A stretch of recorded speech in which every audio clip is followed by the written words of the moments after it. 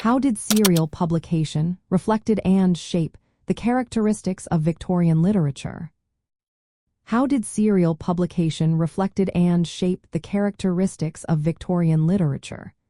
This question opens up a fascinating discussion about how stories were told during a unique time in history. Serial publication became a hallmark of Victorian literature, especially in prose fiction. This method involved releasing stories in parts, often through magazines or newspapers. It gained popularity in the Victorian era due to changes in publishing laws and the emergence of new periodicals.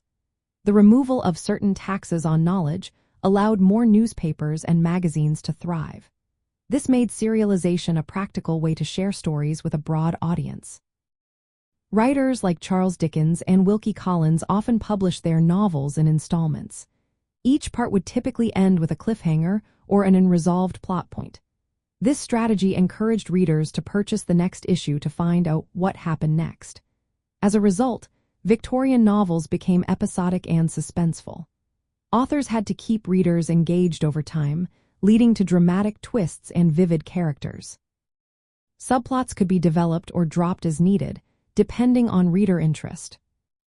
The serial format also influenced the length and pacing of Victorian literature. Novels grew longer, with complex plots and numerous characters. Authors had more space to develop their stories and could adjust their writing based on reader feedback.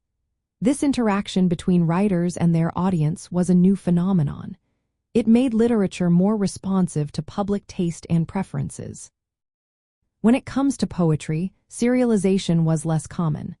However, when poets did use this format, it sometimes influenced how poems were grouped or themed within a publication. The impact of serial publication on prose was much more pronounced, encouraging narrative techniques that maintained reader interest over time. Understanding how the structure of Victorian novels, like their use of cliffhangers and subplots, can be traced back to serial publication helps us appreciate the craft of Victorian authors. The way stories were published in parts influenced how they were written and enjoyed. This method made literature more accessible to people who might not have been able to afford complete books. They could buy or borrow one part at a time, which opened up reading to a wider audience.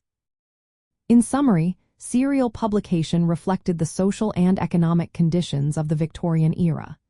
It shaped the characteristics of literature by influencing narrative structure, length, and the relationship between writers and their audiences. This interaction left a lasting mark on both poetry and prose, making serial publication a key part of Victorian literary history.